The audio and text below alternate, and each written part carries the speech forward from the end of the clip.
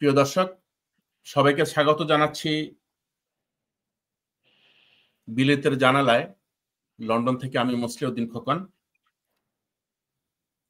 আজকে আপনারা জানেন, গত 17ই নভেম্বর বাংলাদেশের আন্তর্জাতিক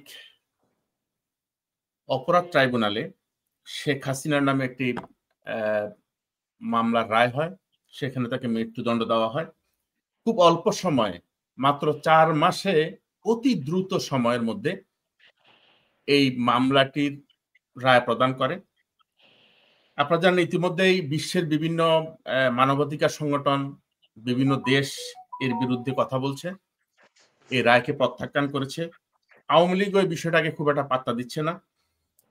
এর মধ্যে গতকালকে European Union forum, art civilization network, freedom and justice alliance, South Asia democratic forum এবং ওয়ার্কিং গ্রুপ বাংলাদেশ জার্মানি, এই সংগঠনগুলি, এটা বিশেষ করে জার্মানি, বেলজিয়াম এবং ব্রিটেনের এই আন্তর্জাতিক এই সংগঠনগুলি এই রায়কে প্রত্যাখ্যান করেছে এবং এই রায়টি একটি রাজনৈতিক উদ্দেশ্য প্রণোদিত এবং সম্পূর্ণভাবে আন্তর্জাতিক মান এখানে লঙ্ঘিত হয়েছে বলে তারা তাদের মতামত জানিয়েছেন।